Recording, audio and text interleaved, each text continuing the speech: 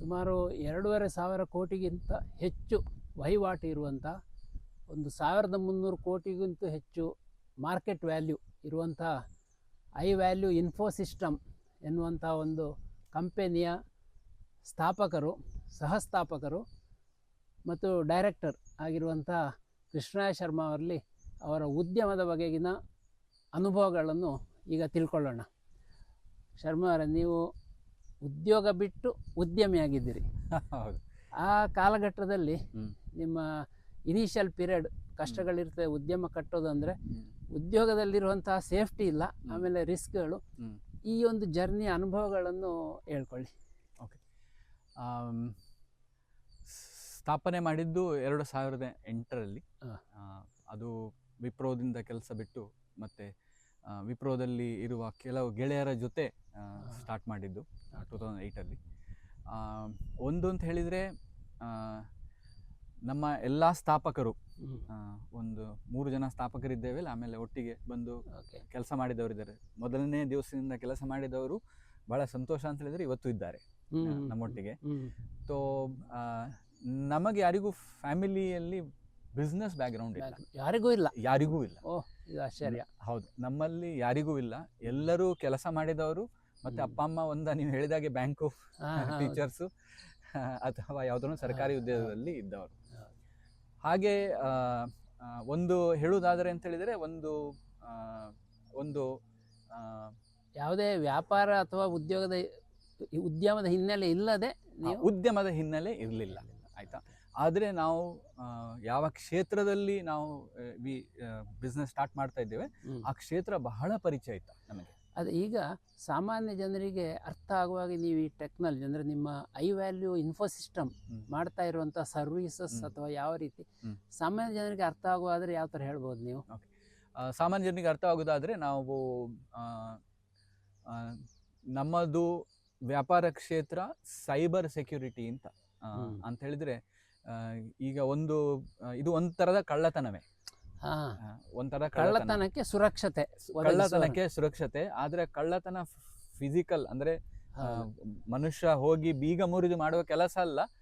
ಅದೇ ಕೆಲಸವನ್ನ ಒಂದು ಸಾಫ್ಟ್ವೇರ್ ಬಂದು ನೀವು ಹಾಕಿದ ನಿರ್ಬಂಧವನ್ನ ಬೇಲಿ ನುಗ್ಗಿದ ಹಾಗೆ, ಹೌದು, ಬೇಲಿಯನ್ನು ಕತ್ತರಿಸಿ ಒಳಗೆ ಬಂದು ನುಗ್ಗಿ ಏನ್ ಮಾಡ್ತಾರೆ ಅಂತ ಹೇಳಿದ್ರೆ, ನಿಮ್ಮ ಹತ್ರ ಇರೋ ಇನ್ಫಾರ್ಮೇಶನ್ ಅನ್ನ ಕದ್ಕೊಂಡು ಹೋಗ್ತಾರೆ. ಅದೇ ಬ್ಯಾಂಕಿನಲ್ಲಿ ಇರೋ ಹಣವನ್ನೇ ಖಾಲಿ ಮಾಡೋದು, ನಮ್ಮ ವೈಯಕ್ತಿಕ ಡೇಟಾವನ್ನ ಕದ್ಕೊಂಡು ಇಲ್ಲ ಕೇಳ್ತೀವಿ ನಾವು. ಅಂತಹ ಕ್ಷೇತ್ರದಲ್ಲಿ ನೀವು ಸುರಕ್ಷತೆಯನ್ನು ಒದಗಿಸ್ತಾ ಇದ್ದೇವೆ. ಅದು ಒಂದೊಂದು ಪ್ರಾಡಕ್ಟ್ ಮಾರಿ ಅದನ್ನ ಮಾಡುವ ಹಾಗಿಲ್ಲ. ಈಗ ಬೇಲಿ ಹಾಕುವಾಗ ನಮ್ಗೆ ಹೇಗೆ ಕಲ್ಲು ಕಂಬಗಳು ಬೇಕು, ಆ ಬಾರ್ಬ್ ವೈರ್ಗಳು ಬೇಕು, ಅದಕ್ಕೊಂದು ಗೇಟ್ ಬೇಕು, ಗೇಟ್ ಓಪನ್ ಆಗ್ಲಿಕ್ಕೆ ಒಂದು ರೂಲ್ಸ್ ಬೇಕು. ಸೊ ಹಾಗೆ ವಿಧವಾದ ಪ್ರಾಡಕ್ಟ್ಗಳನ್ನು ಯೂಸ್ ಮಾಡಿ ಈ ಸೆಕ್ಯೂರಿಟಿಯನ್ನು ನಾವು ಬಿಲ್ಡ್ ಮಾಡ್ತೇವೆ. ಯಾವುದೇ ಬ್ಯಾಂಕಿಗಳಲ್ಲಿ ಅಥವಾ ಗೌರ್ಮೆಂಟ್ ಪ್ರಾಜೆಕ್ಟ್ಸ್ ಇರಲಿ, ತುಂಬಾ ದೊಡ್ಡ ಪ್ರಾಜೆಕ್ಟ್ಸ್ ಇರ್ತದೆ, ಆಯ್ತಾ. ಇಲ್ಲಿ ಹೆಸರು ಹೇಳಲಿಕ್ಕೆ ಆಗುದಿಲ್ಲ ನನಗೆ. ಆದ್ರೂ ನಾವು ಬಹಳ ಇಂಪಾರ್ಟೆಂಟ್ ಪ್ರಾಜೆಕ್ಟ್ ಅಲ್ಲಿ ಗವರ್ಮೆಂಟ್ ಇದ್ದು ಕೆಲಸ ಮಾಡಿದ್ದೇವೆ. ಸೊ ಅದು ರಾಷ್ಟ್ರೀಯ ಸುರಕ್ಷತೆಯ ಕೆಳಗೂ ಬರ್ತದೆ ಆ ಪ್ರಾಜೆಕ್ಟ್ಗಳು. ಅಲ್ಲಿ ಕಾಂಪ್ರಮೈಸ್ ಆದ್ರೆ ಇಡೀ ದೇಶಕ್ಕೆ ತೊಂದರೆ ಆಗುವಂತಹ ಚಾನ್ಸಸ್ ಇರ್ತದೆ. ಒಂಥರ ಸೆನ್ಸಿಟಿವ್ ಏರಿಯಾ ಅಂತ ಹೇಳ್ತೀವಿ, ಅಲ್ಲೆಲ್ಲ ನಿಮ್ಮ ಕಂಪನಿಯವರು ಸರ್ವಿಸ್ ಕೊಟ್ಟಿದ್ದೀರಾ? ಹೌದು, ಸರ್ವಿಸ್ ಕೊಟ್ಟಿದ್ದೀವಿ. ಅಲ್ಲಿ ನಾವು ಈ ನೀವು ಹೇಳಿದ್ರೆ ಬೇಲಿಯನ್ನು ಹಾಕಿ ಕೊಟ್ಟಿದ್ದೇವೆ. ಆ ಕೆಲಸವನ್ನು ಮಾಡಿದ್ದೇವೆ. ಅದೇ ಇಂಟರ್ನೆಟ್ ಯುಗದಲ್ಲಿ ಕೆಲವು ಯಾವುದೋ ಲಿಂಕ್ ಬರ್ತದೆ ನಿಮ್ಮ ಫೋನಿಗೆ, ಅದನ್ನು ಟಚ್ ಮಾಡಬೇಡಿ, ಅದನ್ನು ಓಪನ್ ಮಾಡಬೇಡಿ ಅಂತ ಎಲ್ಲ ಹೇಳ್ತಾರೆ. ಇದೆಲ್ಲ ಸೈಬರ್ ಸೆಕ್ಯೂರಿಟಿಗೆ ಸಂಬಂಧಪಟ್ಟ ವಿಚಾರ. ಇದರಲ್ಲಿ ಸಾಫ್ಟ್ವೇರ್ ಅಂತ ನಾವೇನು ಹೇಳ್ತೀವಿ, ಹಾರ್ಡ್ವೇರ್ ಅಂತ ಜನರಲ್ ಅಂಡರ್ಸ್ಟ್ಯಾಂಡಿಂಗ್ ಅಲ್ಲಿ ಹೇಳ್ತೀವಿ. ಇದು ಎರಡೂ ಸೇರಿರ್ತದ ಅಥವಾ ಓನ್ಲಿ ಇದು ಹಾರ್ಡ್ವೇರ್ಗೆ ಮಾತ್ರನಾ, ಸಾಫ್ಟ್ವೇರ್ಗೆ ಮಾತ್ರನೇ, ಹೇಗೆ? ಸೊ ಹಾರ್ಡ್ವೇರು ಬೇರೆ, ಸಾಫ್ಟ್ವೇರು ಬೇರೆ ಎಂಬ ಯುಗ ಆಲ್ಮೋಸ್ಟ್ ಮುಗ್ದಿದೆ.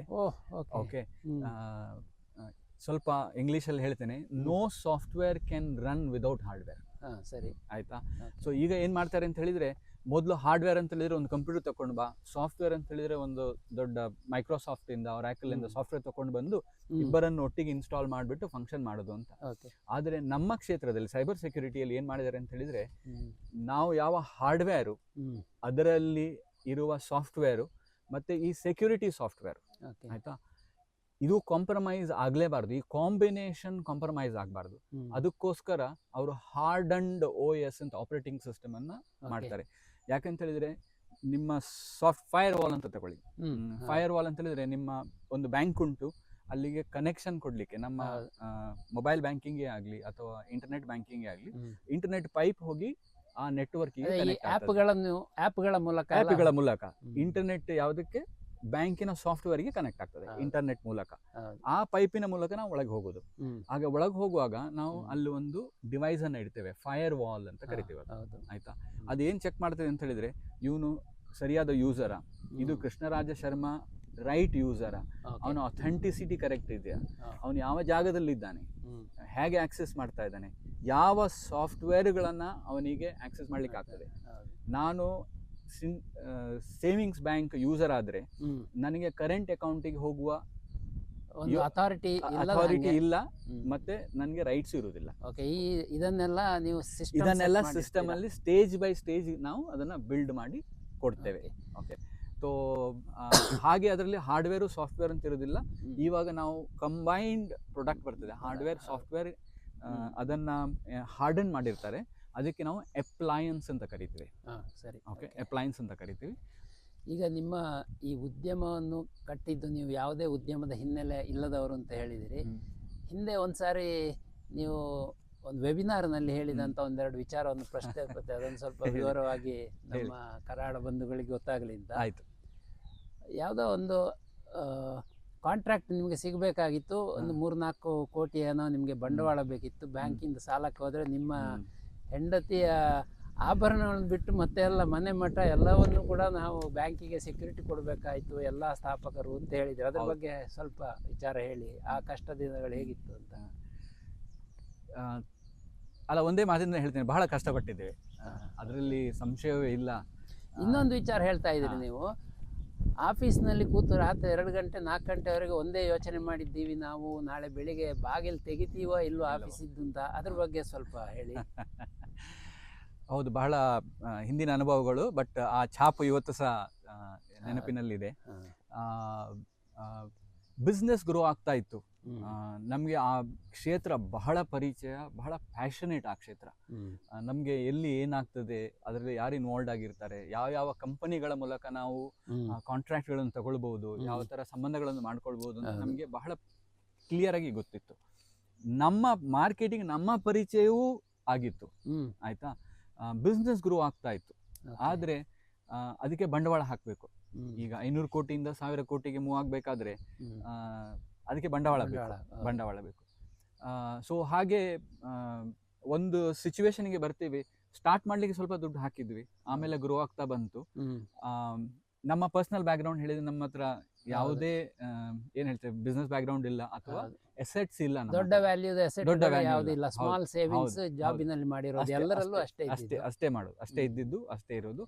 ಫ್ಯಾಮಿಲಿ ಕಡೆಯಿಂದ ಅಥವಾ ಬಂಧು ಬಾಂಧವರು, ಮಿತ್ರರು ಎಲ್ಲರೂ ಒಂದೇ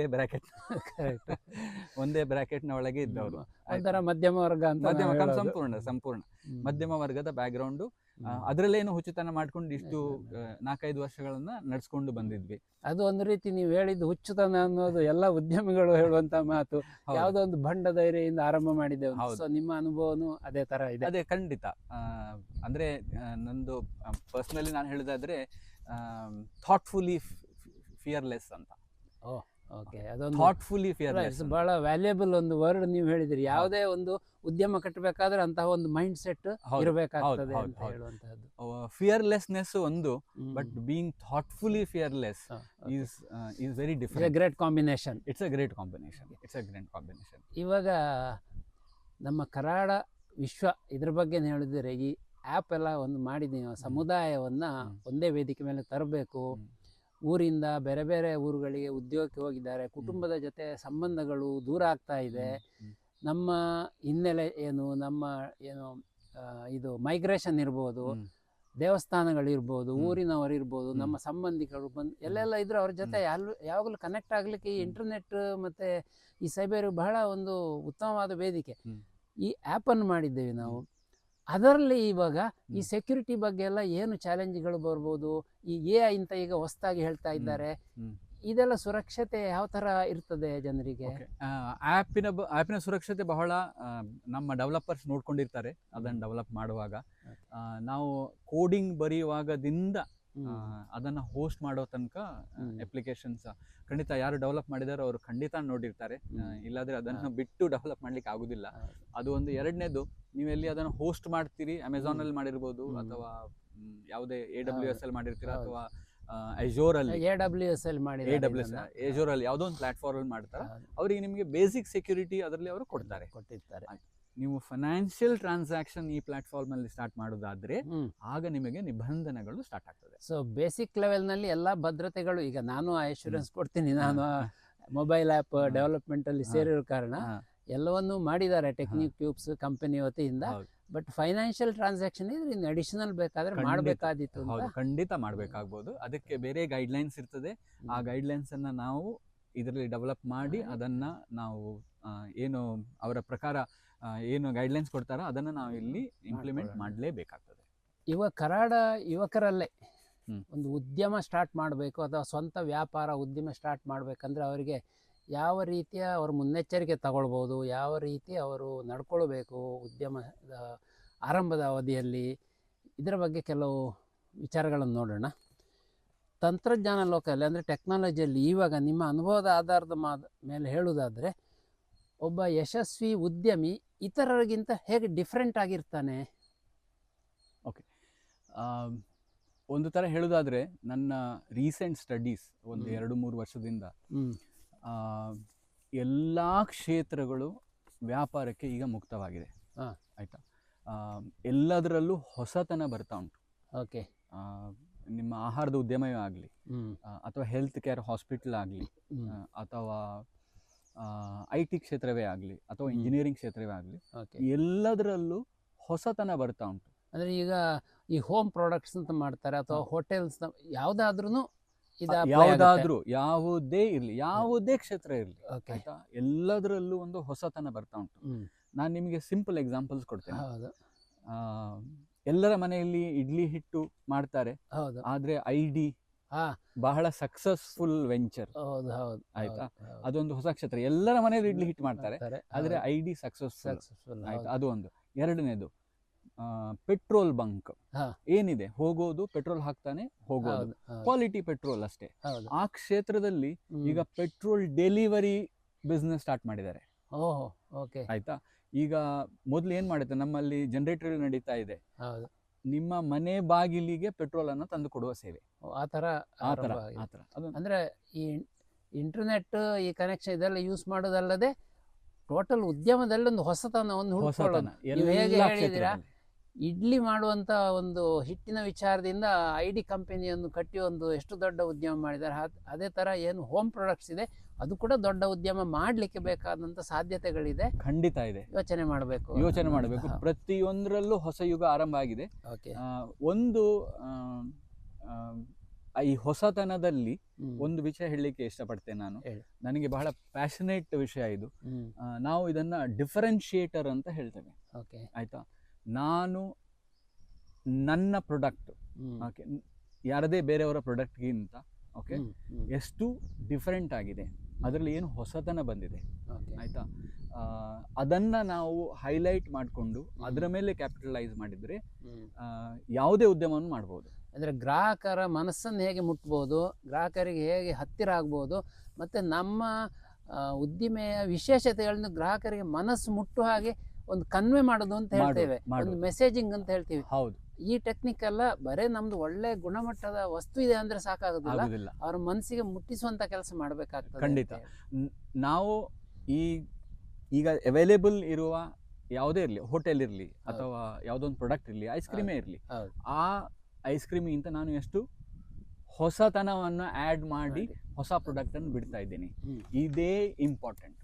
ಓಕೆ, ನಾವು ಇದರಲ್ಲಿ ಹೇಳ್ತಾ ಇರ್ತೇವೆ, ನಮ್ಮಲ್ಲಿ ಒಂದು ಇಂಟರ್ನಲ್ ಪ್ರಾಸೆಸ್ ಇದೆ. 2 ವರ್ಷಕ್ಕೆ ಒಂದು ಸರ್ತಿ, ಆಯ್ತಾ, ನಾವು ಹೊಸತನವನ್ನು ತಗೊಂಡು ಬರ್ತೇವೆ. A new differentiator in the market, a significant differentiator will be built. Okay, compare to the competitor. ಇದು ದೊಡ್ಡ ಬಿಸ್ನೆಸ್ಸಿಗೂ ಸಣ್ಣ ಉದ್ಯಮ ಎಲ್ಲದಕ್ಕೂ ಅನ್ವಯ ಆಗುವಂತ ಎಲ್ಲದಕ್ಕೂ ಅನ್ವಯ ಆಗ್ತದೆ, ಎಲ್ಲ ವ್ಯಾಪಾರ ಕ್ಷೇತ್ರದಲ್ಲಿ ಅನ್ವಯ ಆಗ್ತದೆ. ಈಗ ಈ ಉದ್ಯಮ ಸ್ಟಾರ್ಟ್ ಮಾಡುವವರು ಆರಂಭದಲ್ಲಿ ಸ್ವಲ್ಪ ದುಡ್ಡೆಲ್ಲ ಬರ್ಲಿಕ್ಕೆ ಶುರು ಆಗುವಾಗ ಕೆಲವು ತಪ್ಪುಗಳೆಲ್ಲ ಮಾಡ್ತಾರೆ ಅಂತ ಒಂದು ಇದೆ. ಯಾವ ತಪ್ಪುಗಳನ್ನು ಮಾಡಬಾರ್ದು ಅವರು, ಯಾವ ರೀತಿ ಇರಬೇಕು ಅವರು ಎಚ್ಚರಿಕೆಯಿಂದ ಅಂತ?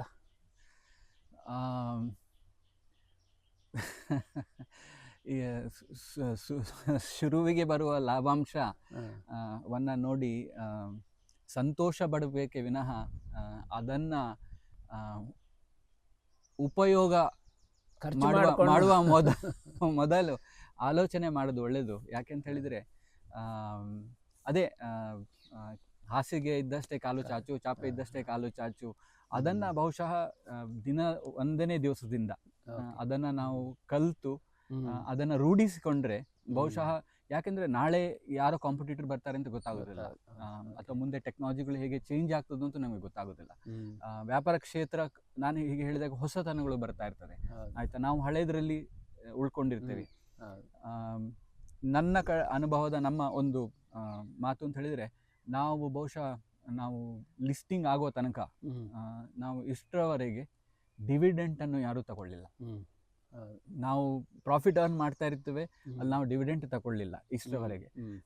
ಯಾಕಂತ ಹೇಳಿದರೆ ನಾವು ಕಷ್ಟಪಟ್ಟ ಅನುಭವ ಇದೆಯಲ್ಲ, ಬ್ಯಾಂಕ್ ಅನ್ನ ಅಲ್ಲಿ ಹೋಗಿ ಕೂತ್ಕೊಂಡು ನನಗೆ 5 ಲಕ್ಷ ಕೊಡಿ, ನನಗೆ 5 ಕೋಟಿ ಸಾಲ ಕೊಡಿ ಅಂತ ಹೇಳುವ ಒಂದು ಪರಿಸ್ಥಿತಿ ವಾಪಸ್ ಬರಬಾರ್ದು ಅಂತ ನಾವು ಕ್ರೋಢೀಕರಿಸಿದ ಲಾಭಾಂಶವನ್ನ ಕಂಪನಿಗೆ ಪುನಃ ಅಂದ್ರೆ ಅಲ್ಲೇ ಅದು ಬೆಳೀತಾ ಹೋಗ್ಲಿ, ಅದನ್ನು ಖರ್ಚು ಮಾಡೋದು ಬೇಡ. ಅಂದ್ರೆ ನೀವು ಒಂದು ಮಾತು ಹೇಳ್ತಾರೆ, ಲೈಫ್ ಸ್ಟೈಲ್ ಚೇಂಜ್ ಆಗಬಾರ್ದು ಅನ್ನುವಂಥದ್ದು ಉದ್ಯಮಿಗಳಿಗೆ ಇದು ಒಂದು ಮುಖ್ಯವಾದ ಎಚ್ಚರಿಕೆ ಅಂತ. ಖಂಡಿತವಾಗ್ಲು ಬಹುಶಃ ಉದ್ಯಮಿ ಇರ್ಬೋದು ಅಥವಾ ಒಂದು ಹೊಸ ಕೆಲಸವೂ ಬಂದಿರ್ಬೋದು, ಕೆಲಸ ಸಿಕ್ಕಿರೋದು ಎಂಪ್ಲಾಯೀಸೇ ಆಗಿರ್ಬೋದು, ಆದ್ರೆ ಲೈಫ್ ಸ್ಟೈಲ್ ಅನ್ನ ಬಹುಶಃ ತುಂಬಾ ಇಂಪಾರ್ಟೆಂಟು.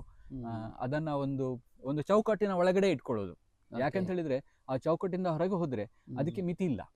ಈಗ ಈ ಸಣ್ಣ ನಗರಗಳು ಅಂತೇವೆ, Tier 2 Tier 3 ಸಿಟೀಸ್ ಅಂತ ಹೇಳ್ತೇವೆ, ಬೆಂಗಳೂರು ಅಂತ ಮಹಾನಗರ ಅಲ್ಲ, ಅಲ್ಲಿ ಇರುವವರಿಗೆಲ್ಲ ಉದ್ಯಮ ಮಾಡ್ಲಿಕ್ಕೆ ಅವಕಾಶಗಳು ಇರ್ತದೆ?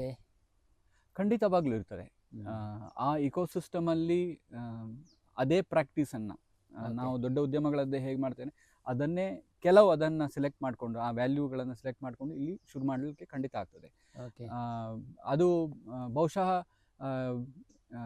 ಚಿಕ್ಕ ಸಣ್ಣ ಪುಟ್ಟ ಟೌನ್ಸ್ ತುಂಬಾ ಫೀಡರ್ ಆಗಿ ಕೆಲಸ ಮಾಡ್ತದೆ ದೊಡ್ಡ ಇದಕ್ಕೆ ಸಿಟಿಗಳಿಗೆ. ಈಗ ಈ ಆರ್ಟಿಫಿಷಿಯಲ್ ಇಂಟೆಲಿಜೆನ್ಸ್ ಅಂತ ಜೋರಾಗಿ ಶಬ್ದ ಮಾಡ್ತಾ ಇದೆ, ಈ ಆ ಕ್ಷೇತ್ರದಲ್ಲಿ ಹೊಸ ಸ್ಟಾರ್ಟಪ್ಗಳಿಗೆ ಹೇಗೆ ಇದೆ ಅವಕಾಶಗಳು? ಖಂಡಿತ ಇದೆ. ಥ್ಯಾಂಕ್ಸ್ ಟು ಹಾರ್ಡ್ವೇರ್ ಆರ್ಟಿಫಿಷಿಯಲ್ ಇಂಟೆಲಿಜೆನ್ಸಿಗೆ ಬೂಸ್ಟ್ ಸಿಕ್ಕಿದೆ ಅಂತ ಹೇಳಿದರೆ ಇವತ್ತು ಅದಕ್ಕೆ ನೀವು GPUs ಅನ್ನ ಏನೋ ಇಂಪಾರ್ಟೆಂಟ್. ಅದು GPUs ಅಷ್ಟು ಪವರ್ಫುಲ್ ಪ್ರೊಸೆಸಿಂಗ್ ಇರುವುದರಿಂದ ನಿಮಗೆ ಆರ್ಟಿಫಿಷಿಯಲ್ ಇಂಟೆಲಿಜೆನ್ಸ್ ಸಾಫ್ಟ್ವೇರ್ಗಳು ಕೆಲಸ ಮಾಡ್ತಾ ಇದೆ. ಖಂಡಿತವಾಗ್ಲೂ ಈ ಕ್ಷೇತ್ರ ಬಹಳ ಬೆಳೀತದೆ. ಅದರಲ್ಲಿ ಉದ್ಯೋಗಗಳ ಕಡಿತವೂ ಆಗಬಹುದು, ಬೇಸಿಕ್ ಹೊಸ ಅವಕಾಶಗಳು ಬರಬಹುದು, ಹೊಸ ಅವಕಾಶಗಳು ಖಂಡಿತ ಬರ್ತದೆ. ಆಯ್ತಾ, ಅದನ್ನ ಉಪಯೋಗಿಸಿಕೊಂಡು ಅದೇ ಹೇಳಿದ್ನಲ್ಲ, ಅದೊಂದು wave, you have to ride the wave. ಇವತ್ತು ಆರ್ಟಿಫಿಷಿಯಲ್ ಇಂಟೆಲಿಜೆನ್ಸ್ ಇರುತ್ತೆ, ನಾಳೆ ಬಹುಶಃ ಬೇರೆ ಇನ್ನೊಂದು ಏನಾದ್ರು ಬರ್ಬೋದು. ಆಯ್ತಾ, ನೀವು ಮೊದಲನೇ ಪ್ರಶ್ನೆ ಕೇಳಿದಾಗ you have to keep yourself updated and latest ಅಂತ ಹೇಳಿದ್ನಲ್ಲ. ಸೊ ಅದರಿಂದಾಗಿ ಈ ಹೊಸ ವೇವ್ಸ್ ಏನು ಬರುತ್ತದೆ, ಈಗ ಆರ್ಟಿಫಿಷಿಯಲ್ ಇಂಟೆಲಿಜೆನ್ಸ್ ಇದೆ, ಅದನ್ನ ನಾವು ಉಪಯೋಗಿಸಿಕೊಂಡು ಜಾಬೇ ಇರ್ಬೋದು ಅಥವಾ ಬಿಸ್ನೆಸ್ ಇರ್ಬೋದು, ಅದನ್ನು ಖಂಡಿತ ಡೆವಲಪ್ ಮಾಡ್ಕೊಳ್ಬೋದು. ಈಗ ಈ ಒಂದು ಹೊಸ ಉದ್ಯಮ ಸ್ಟಾರ್ಟ್ ಮಾಡಬೇಕು ಅಂತ ಇರೋವರಿಗೆ ಅವರ ಹತ್ತಿರದ ಅಂದರೆ ಕುಟುಂಬ ಆಗಲಿ, ಸಂಬಂಧಿಗಳಾಗಲಿ ಅಥವಾ ಸಮುದಾಯ, ನಮ್ಮ ಉದಾಹರಣೆ ನಮ್ಮ ಕರಾಡರಲ್ಲಿ ನಮಗೆಲ್ಲ ವ್ಯಾಪಾರಿ ಹಿನ್ನೆಲೆ ಅಷ್ಟೆಲ್ಲ ಇಲ್ಲದವರು, ಇವರ ಒಂದು ಸಪೋರ್ಟ್ ಸಿಸ್ಟಮ್ ಅಂತ ಹೇಳುವಂಥದ್ದು ಯಾವ ಥರ ಅದೊಂದು ಪ್ರೋತ್ಸಾಹ ಆಗ್ತದೆ, ಅಥವಾ ಅದೊಂದು ನಮ್ಮನ್ನು ಒಂದು ಹಿಡಿದಿಟ್ಕೊಳ್ತಾ ಇದೆಯಾ, ನಮ್ಮ ಹಿನ್ನೆಲೆ ಇಲ್ಲ ಅಂತ ಹೇಳಿ, ಹೇಗೆ ಅನ್ನಿಸ್ತದೆ ನಿಮಗೆ? ಬಹುಶಃ ಹೀಗೆ ನಮ್ಮ ನೇಚರೇ ಬಹುಶಃ ಸೆಕ್ಯೂರ್ ಆಗೇ ಬೆಳಿಬೇಕು, ಅಥವಾ ನಮ್ಮನ್ನು ಹಾಗೆ ಬೆಳೆಸಿದ್ದಾರೆ, ಅಥವಾ ನಮ್ಮ ಸಿಸ್ಟಮೇ ಹಾಗಿದೆ. ನಾನು ಯಾರನ್ನು ಬ್ಲೇಮ್ ಮಾಡ್ಲಿಕ್ಕೆ ಆಗುದಿಲ್ಲ. ಹೌದು. ದ ಹೋಲ್ ಇಕೋಸಿಸ್ಟಮ್ ಆ ಥರ ಅದೇ ಇದೆ. ತರ ಇದೆ. ಹ್ಮ್. ಬೀಳದೆ ಬೆಳೆಯುವ ನಾವೊಂದು ಸುರಕ್ಷಿತ ಕ್ಷೇತ್ರದಲ್ಲಿ ಇರುವ ಸುರಕ್ಷಿತ ಹಾಗೆ ಕ್ಷೇತ್ರ. ಸೇಫ್ ಝೋನ್ ಅಂತ ಹೇಳಿದ Safe ಹಂಗೆ zone, safe ಅದೇ zone. ನೀವು ಹೇಳಿದಂತ ಒಂದು ಮಾತು ಅದು ಬಹಳ ಹಾ. ಇಂಟ್ರೆಸ್ಟಿಂಗ್ ಇದೆ. ಅದ್ರ ಹಾ. ಬಗ್ಗೆ ನಿಮ್ಮಲ್ಲಿ ಕೇಳ್ತೀನಿ. ಮಕ್ಕಳನ್ನು ಹೇಗೆ ಬೆಳೆಸ್ಬೇಕಂದ್ರೆ ನೀವು ಒಂದು ಕಡೆ ಹೇಳಿದಿರಿ, ಹ್ಮ್. ಮಕ್ಕಳನ್ನು ಬೀಳ್ಲಿಕ್ಕೆ ಬಿಡಿ, ಅದರ ಸ್ವಲ್ಪ ವಿವರವಾಗಿ ಹೇಳಿ ಅದನ್ನು. ಹೌದು, ನಾವು ಬೀಳ್ಲಿಕ್ಕೆ ಬಿಡುವ ಧೈರ್ಯವನ್ನ ನಾವು ತಗೊಳ್ಬೇಕು ತಗೊಳ್ಬೇಕು. ಫಸ್ಟಿಗೆ. ಹೌದು, ಹೌದು. ಬೀಳದೆ, ಅದೇ ಹೇಳಿದ್ನಲ್ಲ, ನೀವು ಹೇಳಿದಂಗೆ ಸೇಫ್ ಝೋನ್ ಅಲ್ಲೇ ನಾವು ಮಕ್ಕಳನ್ನು ಬೆಳೆಸಿದ್ರೆ, ಅಥವಾ ದೊಡ್ಡವರಾದ ಮೇಲೂ ಹೌದು.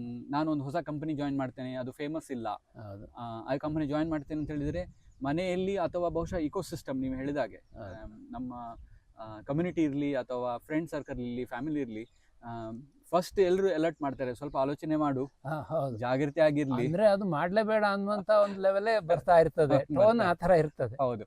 ಸೊ ಅದಕ್ಕೆ ಅದೇ ಹೇಳುದು ನಾನು, ಬೀಳ್ಲಿಕ್ಕೆ ಬಿಡಿ. ಸರಿ. ಬಿದ್ದ ನಂತರ 4 ಸರ್ತಿ ಬಿದ್ದ ನಂತರ ಎದ್ದು ನಿಲ್ತಾನಲ್ಲ ಮನುಷ್ಯ, ಅಣ್ಣ, ಆಗ ಅವನಿಗೆ ಮಹಾಶಕ್ತಿ ಬಂದಿರ್ತದೆ. ಓಕೆ, ಸರಿ. ನೀವು ಈಗ ಹೊಸದಾಗಿ ಒಂದು ಉದ್ಯಮವನ್ನು ಆರಂಭಿಸಬೇಕು ಅಂತ ಏನಾದರೂ ಇದ್ರೆ ಏನು, what that differently will do, ನೀವು ವಿಭಿನ್ನವಾಗಿ ಏನು ಯೋಚನೆ ಮಾಡ್ತೀರಿ ಅದಕ್ಕೆ? ಆ ಕ್ಷೇತ್ರ ಖಂಡಿತ ಪರಿಚಯ ಇರಬೇಕು.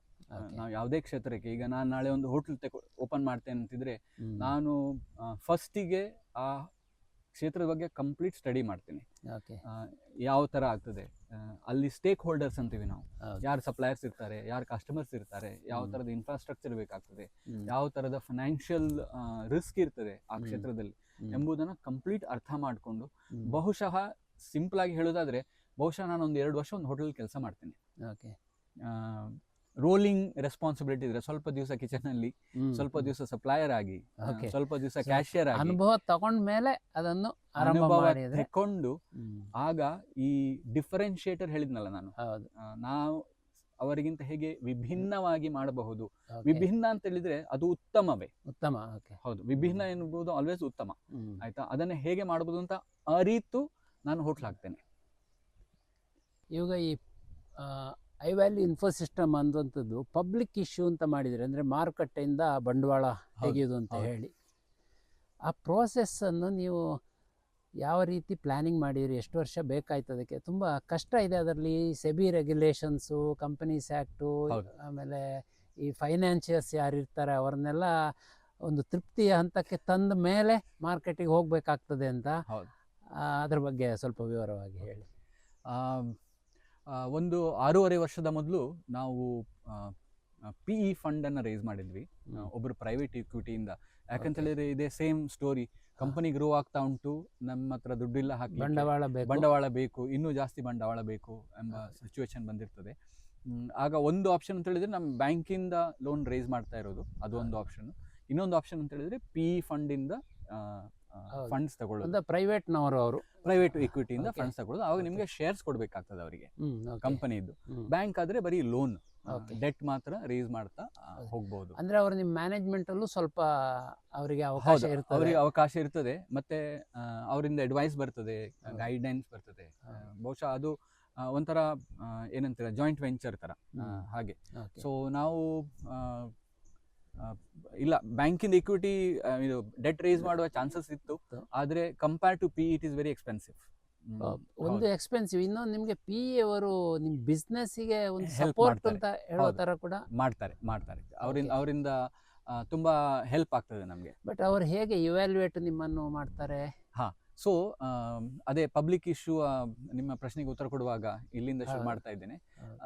ಅವರು PE ಇನ್ವೆಸ್ಟ್ಮೆಂಟ್ ಮಾಡುವಾಗ ನಮ್ಮನ್ನ ವ್ಯಾಲ್ಯೂಯೇಷನ್ ಮಾಡ್ತಾರೆ. ಅವರು ಕಂಪನಿ ಹೇಗಿದೆ, ನಿಮ್ಮ ಫೈನಾನ್ಷಿಯಲ್ಸ್ ಹೆಂಗಿದೆ, ಕಂಪನಿಯ ಹೆಲ್ತ್ ಹೆಂಗಿದೆ, ಆಮೇಲೆ ನೀವು ಯಾರು, ಇಂಡಿವಿಜುವಲ್ ಆಗಿ ಬಹಳ ಸ್ಟಡಿ ಮಾಡ್ತಾರೆ ಅವರು. ಅಂದ್ರೆ ಪ್ರಮೋಟರ್ಸ್ ನೀವು ಯಾರೆಲ್ಲ ಇದ್ರಿ, ನಿಮ್ಮ ಹಿನ್ನೆಲೆ ಏನು, ನಮ್ಮ ಹಿನ್ನೆಲೆ ಏನು, ನಾವು 10 ವರ್ಷ 15 ವರ್ಷ ಮುಗಿಸಿದ್ರೆ 10 ವರ್ಷದ ಜರ್ನಿ ಹೇಗಿತ್ತು, ಮಾರ್ಕೆಟ್ ಇಂದ ರೆಫರೆನ್ಸ್ ತಗೊಳ್ತಾರೆ.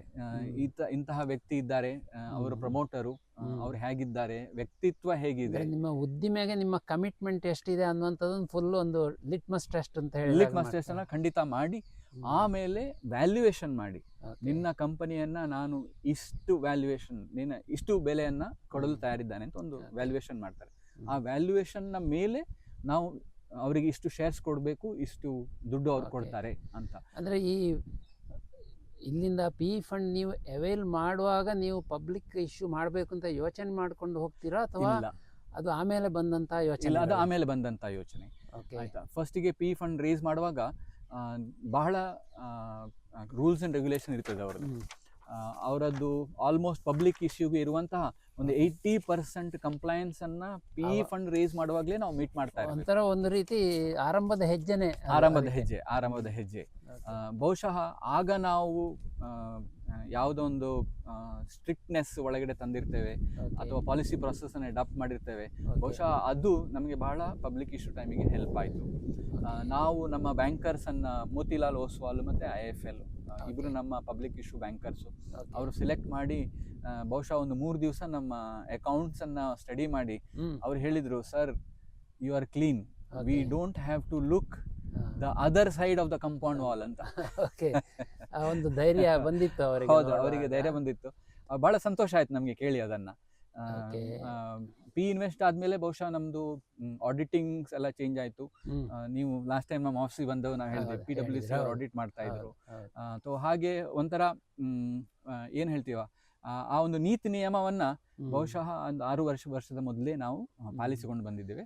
ಹಾಗೆ ಏನು ಹೊಸತಾಗಿ ನಮ್ಗೆ ಯಾವುದೇ ಅಡೆತಡೆಗಳು ಬಂದಿರಲಿಲ್ಲ. ಅಂದ್ರೆ ನೀವು 2008ರಲ್ಲಿ ಆರಂಭ ಮಾಡಿದ ಕಂಪನಿ 2025ರಲ್ಲಿ ಪಬ್ಲಿಕ್ ಇಶ್ಯೂಗೆ ಹೋಗಿದ್ದೀರಿ. ಅಂದ್ರೆ ಸಾಮಾನ್ಯ 17 ವರ್ಷ ಆದ್ಮೇಲೆ. ಹೌದು. ಈ 17 ವರ್ಷಗಳಲ್ಲಿ ನಿಮ್ಮ ವ್ಯಾಲ್ಯೂಯೇಷನ್ ಯಾವ ರೀತಿ ಬೆಳೆದಿದೆ? ನಾವು ಪಿ ವ್ಯಾಲ್ಯೂಯೇಷನ್ ಮಾಡಿದಾಗ ಅದೊಂದು ರೆಫರೆನ್ಸ್ ಹೇಳೋದಕ್ಕೆ. ಅಲ್ಲಿಂದ ನಮಗೆ ಪಬ್ಲಿಕ್ ವ್ಯಾಲ್ಯೂಯೇಷನ್ ಅಂತ ಹೇಳಿದ್ರೆ ಬಹುಶಃ 4.5 ಟೈಮ್ಸ್ 4.5 ಟೈಮ್ಸ್ ವ್ಯಾಲ್ಯೂಯೇಷನ್ ಇನ್ಕ್ರೀಸ್ ಆಗಿದೆ. ಸ್ಟಾರ್ಟ್ ಆದ್ಮೇಲೆ ವ್ಯಾಲ್ಯೂಯೇಷನ್ ಇನ್ಕ್ರೀಸ್ ಆಗಿದೆ.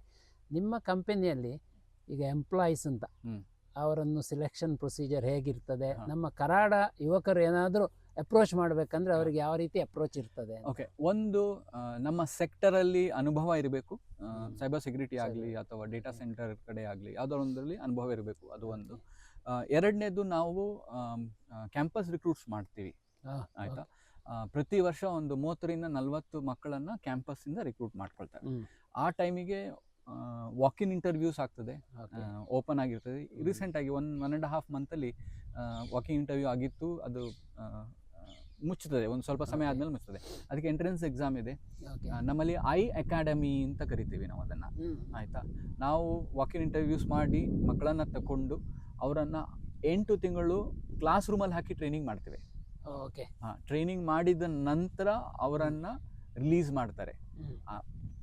8 ತಿಂಗಳ ಟ್ರೈನಿಂಗ್ ಆದ್ಮೇಲೆ 1 ವರ್ಷ ಮಾರ್ಕೆಟಿಗೆ ಬಿಡುದಿಲ್ಲ, ಹೊರಗೆ ಎಲ್ಲ ಒಳಗಡೆ ಇಟ್ಕೊಳ್ತೀವಿ, ಅವ್ರನ್ನ ಟ್ರೈನ್ ಮಾಡ್ತೀವಿ. ಆಮೇಲೆ ಬೇರೆ ಸೀನಿಯರ್ಸ್ ಇರ್ತಾರೆ, ಅವರೊಟ್ಟಿಗೆ ಕಳಿಸ್ತೀವಿ ಮಾರ್ಕೆಟಿಗೆ ಹೊರಗೆ. ಹಾಗೆ ಕಲಿತಾ ಆಮೇಲೆ ಅವರನ್ನ ಬೇರೆ ಬೇರೆ ದಿಕ್ಕಿಗೆ ಟ್ರಾನ್ಸ್ಫರ್ ಮಾಡಿಕೊಂಡು ಕಳಿಸ್ತಾರೆ. ಈಗ ನಮ್ಮ ಕರಾಡ ಜನರಿಗೇನೆ ಬೇಕಾದರೆ ಒಂದು ಈ ಟ್ರೈನಿಂಗ್ ಅಥವಾ ಒಂದು ಮೆಂಟರ್ಶಿಪ್ ಅನ್ನುವಂಥ ಒಂದು ಪ್ರೋಗ್ರಾಮ್ ನಿಮ್ಮ ಮೂಲಕ ಮಾಡಿಸಲಿಕ್ಕೆ ಸಾಧ್ಯ ಇದೆಯಾ? ನಮಗೆ ಖಂಡಿತ ಇದೆ. ಯಾವತ್ತೂ ನಾನು ರೆಡಿ ಇದ್ದೇನೆ ನನ್ನ ಅನುಭವವನ್ನು ಹಂಚಿಕೊಂಡು, ಅಥವಾ ಯಾವುದು ಒಳ್ಳೇದು ಯಾವುದು ಕೆಟ್ಟದ್ದು ಬಿಸ್ನೆಸ್ ಅಲ್ಲಿ ಎಸ್ಪೆಷಲಿ ಯಾವುದು ಲಾಂಗ್ ಟರ್ಮ್ ಗೋಲ್ ಇರಬೇಕು, ಯಾವ ಶಾರ್ಟ್ ಟರ್ಮ್ ಗೋಲ್ ಇರಬೇಕು, ನನ್ನ ಅನುಭವವನ್ನು ಹಂಚಿಕೊಂಡು ಯಾರಾದರೂ ಮೆಂಟರ್ಶಿಪ್ಪಿಗೆ ಅಗತ್ಯ ಇದ್ದರೆ ನಾನು ಖಂಡಿತ ಮುಂದೆ ಬಂದು ಮಾಡ್ಬೋದು. ಕೆಲವು ಕ್ವಿಕ್ ಕ್ವಶನ್ಸ್, ಸ್ವಲ್ಪ ತಮಾಷೆ, ಸ್ವಲ್ಪ ಹಾಸ್ಯ ಇರ್ಬೋದು. ನಿಮಗೆ ಸಾಧ್ಯವಾದ ಉತ್ತರ ಕೊಡಿ, ಇಲ್ಲಾಂದರೆ ಪಾಸ್ ಅಂತ ಹೇಳ್ಬೋದು. ನಿಮ್ಮ ಜೀವನವನ್ನು ಬದಲಿಸಿದ ಒಂದು ಅಭ್ಯಾಸ ಯಾವುದು? ಪ್ಲಾನಿಂಗ್. ಓಕೆ, ಪ್ರತಿಯೊಬ್ಬ ಯುವಕರು ಓದಬೇಕಾದ 1-2 ಪುಸ್ತಕಗಳು ಯಾವುದಾದ್ರೂ ನೀವು ಹೇಳ್ತೀರಾ? ಅನುಭವವೇ ದೊಡ್ಡ ಪುಸ್ತಕ, ನಾನು ಮೊದಲು ಹೇಳಿದಾಗೆ. ಇಲ್ಲಾದರೆ ಬಹುಶಃ ಕೆಲವು ಜೀವನ ಚರಿತ್ರೆಗಳನ್ನು ಕೇಳಬಹುದು. ಇತ್ತೀಚೆಗೆ ನನ್ನ ಲೇಟೆಸ್ಟ್ ಪ್ಯಾಷನ್ ಅಂತ ಹೇಳಿದರೆ ಸ್ವಲ್ಪ ವೇದಗಳ ಬಗ್ಗೆ ಅಧ್ಯಯನ. ನಮ್ಮ ಸನಾತನ ಧರ್ಮ ಪರಂಪರೆ ಬಗ್ಗೆ. ಹೌದು. ಓಕೆ, ಈ ವಿಷಯದಲ್ಲಿ ನನಗೆ ಇನ್ನೊಂದು ಪ್ರಶ್ನೆ ಕೇಳಬೇಕನ್ನಿಸ್ತು ನಿಮಗೆ. ಈ ಮಾಡರ್ನ್ ಮತ್ತು ಟ್ರೆಡಿಷನಲ್ ಅಥವಾ ಏನ್ಷಿಯಂಟ್ ನಾಲೆಜ್ ಅಂತ ಹೇಳ್ತೀವಿ, ಇದೆರಡರ ಸಂಗಮ ಅಥವಾ ಬ್ಯಾಲೆನ್ಸ್ಡ್ ಆಗಿ ಹೇಗೆ ಮಾಡ್ಬೋದು? ಲೈಫಿಗೆ ಯಾವ ಥರ ಉಪಯೋಗ ಆಗುತ್ತೆ ಅದು ಅಂತ ಹೇಳಿ. ಓಕೆ, ಮಾಡರ್ನ್ ಲೈಫಿಗೆ ಅದನ್ನು ಬ್ಯಾಲೆನ್ಸ್ ಮಾಡ್ಕೊಂಡು ಹೋಗಬೇಕಾದ್ರೆ ಖಂಡಿತ ಸನಾತನ ಧರ್ಮದಲ್ಲಿ ನಮ್ಮ ಏನು ಪಾಸ್ಟ್ ಇದೆಯೋ ವೇದಗಳು, ಉಪನಿಷತ್ತುಗಳು. ಉಪನಿಷತ್ತುಗಳು ಅದು ಡೈಲಿ ಲೈಫೇ ಅದನ್ನ ಅಲ್ಲಿ ಹೇಳಿದ್ದಾರೆ. ಓಕೆ, ಆಯ್ತಾ, ಅದನ್ನ ನಾನು ಮಾಡರ್ನ್ ಮತ್ತೆ ಹಳೆದು ಅಂತ ಹೇಳಕ್ಕೆ ಇಚ್ಛೆ ಇವಾಗ ಪಡೋದಿಲ್ಲ. ಮಾಡ್ಲಿಕ್ಕೆ ಇಲ್ಲ ಅದು. ಇಲ್ಲ, ವಿವಾದ ಇಲ್ಲ. ಇದು ಇದ್ದರೆ ಇದು ಉಂಟು, ಇದು ಇರಬೇಕಾದ್ರೆ ಇದು ಬೇಕು. ಸೊ ಎರಡು ಬ್ಯಾಲೆನ್ಸ್ ಆದ್ರೇನೆ ಲೈಫ್ ಬ್ಯಾಲೆನ್ಸ್. ಹೌದು ಇಲ್ಲ ಅಂದ್ರೆ ಬರೇ ಒಂದು ಕೈಗೆ ಎಕ್ಸರ್ಸೈಸ್ ಮಾಡಿ ನಾವು ಮಸಲ್ ಬೆಳೆಸ್ಕೊಂಡಂಗೆ. ಹೌದು ಹೌದು Okay. ಹೌದು. ಇದರಲ್ಲಿ ಹೇಳುದು ದೈನಂದಿನ ಜೀವನಕ್ಕೆ ಬೇಕಾದ ನಾಲೆಜ್ ಅನ್ನೇ ಇಲ್ಲಿ ಹೇಳ್ತಾರೆ. ಇದೇನು ಆರ್ಟಿಫಿಷಿಯಲ್ ಅಥವಾ ಹಳೇದು ಅಂತ ಖಂಡಿತ ಇಲ್ಲ. ಆ ಮೆಚುರಿಟಿ ಇದ್ರೆ ಬಹುಶಃ ಇದರಿಂದ ನಾವು ಏನು ಗ್ರಾಸ್ ಮಾಡಬಹುದು ಅದನ್ನೇ ನಾವು ಇಲ್ಲಿ ಅಪ್ಲೈ ಮಾಡಿದ್ರೆ, ಡೇ ಟು ಡೇ ಲೈಫಲ್ಲಿ ಅಪ್ಲೈ ಮಾಡಿದ್ರೆ ಬಹುಶಃ ಬಹಳ ಕ್ಲಾರಿಟಿ ಬರ್ತದೆ ಬದುಕಿನಲ್ಲಿ. ಇನ್ನೊಂದು, ಯುವಕರು ಯಾವ ಒಂದು ಅಭ್ಯಾಸದಿಂದ ತಪ್ಪಿಸ್ಕೊಳ್ಬೇಕು ಅಂತ ನೀವು ಬಯಸ್ತೀರಾ? ಇತ್ತೀಚೆಗೆ ನಾನು ನೋಡಿದ ಪ್ರಕಾರ ಶೋ ಆಫ್. ಓಕೆ, ಒಳ್ಳೆ ಉತ್ತರ ನಿಮ್ಮದು. ನೀವು ಮನೆಯಲ್ಲಿ ಅಡುಗೆ ಮಾಡ್ತೀರಾ? ಖಂಡಿತವಾಗ್ಲೂ. ಇವತ್ತು ನಾನು ಅಡಿಗೆ ಮಾಡಿ ನಿಮಗೆ ಊಟ ಮಾಡಿಸೋನಿದ್ದೇನೆ. ಓಕೆ, ಸಂತೋಷ. ನಿಮ್ಮ ಪತ್ನಿಯ ಒಂದು ಇಷ್ಟವಾದ ಗುಣ ಯಾವುದು? ಬಹುಶಃ ಎಲ್ಲ ಗಲಾಟೆಯ ಮಧ್ಯೆ ಬಹಳ ಜವಾಬ್ದಾರಿ ತಗೊಳ್ತಾಳೆ. ಅವರ ಆಗದ ಒಂದು ಗುಣ ಯಾವುದು? ನನಗೆ ಮೇ ಬಿ ಸ್ವಲ್ಪ ಚಂಚಲ ಮನಸ್ಸು ಅದು ಇರುತ್ತೆ, ಅದರಿಂದಾಗಿ ಬಹುಶಃ ಇರ್ಬೋದು. ಓಕೆ. ಮನೆಯಲ್ಲಿ ಈಗ ನೀವು, ನಿಮ್ಮ ಮಿಸ್ಸಸ್ ಇದ್ದಾರೆ, ಮಕ್ಕಳಿದ್ದಾರೆ, ಯಾರಿಗೆ ಬೇಗ ಸಿಟ್ಟು ಬರ್ತದೆ?